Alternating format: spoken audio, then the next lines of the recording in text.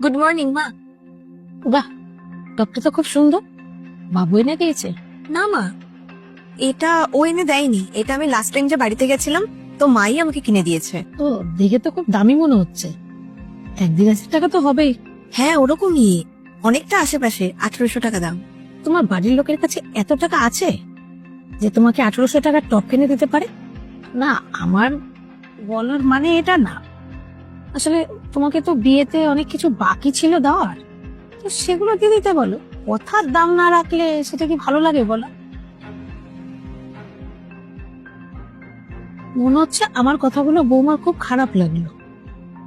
ঠিক আছে, কোনো ব্যাপার না, আমার তাতে কিছু যায় আসে না। মা, আমি কি বলছি যে এবার তো ঠান্ডাও ভালো পড়ছে, জামা কাপড় কাচতে খুব অসুবিধাও হয়, তো একটা ওয়াশিং মেশিন নিয়ে নিলে কেমন হয়? হ্যাঁ হ্যাঁ, নিশ্চয়ই। বৌমা, বৌমা, হ্যাঁ মা বলুন। বৌমা, তোমার বাপের বাড়িতে ফোন করো, ফোন করে বাবাকে বলো সে যেন আমাদের বাড়িতে একটা অটোমেটিক ওয়াশিং মেশিন পাঠিয়ে দেন। না না মা, আমি কি বলছি, ওর বাপের বাড়িতে ফোন করে বলার কোনো প্রয়োজন নেই, আমি নিজেই নিয়ে নিতে পারবো। কোনো দরকার নেই তোমার টাকা খরচা করার। ওয়াশিং মেশিন তো আসবে ওর বাপের বাড়ি থেকে। 1 বছর আগে দেওয়ার কথা ছিল ওর বাপের বাড়ি থেকে, কোথায় দিল? তো এখন যখন দরকার, তো এখন দেখ। বাবা, কি আনন্দ পায় এরা কথার খেলাপ করে।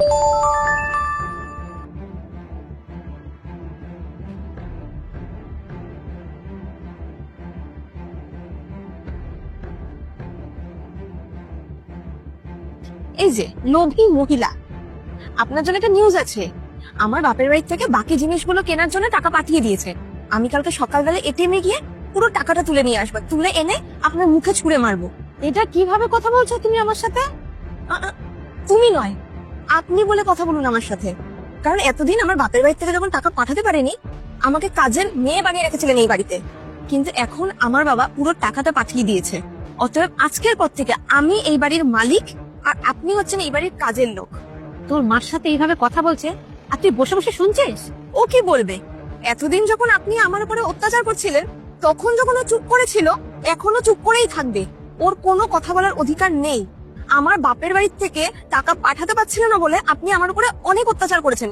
যদিও আমি বলে রাখি, যৌতুক নেওয়াটা আইনত অপরাধ, কিন্তু তারপরেও আপনি নিচ্ছেন, আর আমি দেব। কারণ আমি আর আমার বাড়ির লোক কেউ ছোট লোক নই। আর আমার বাড়ির লোক এটাও চায় না যে কিছু টাকার জন্য আপনার মতন মানুষের কাছ থেকে আমরা কথা শুনি।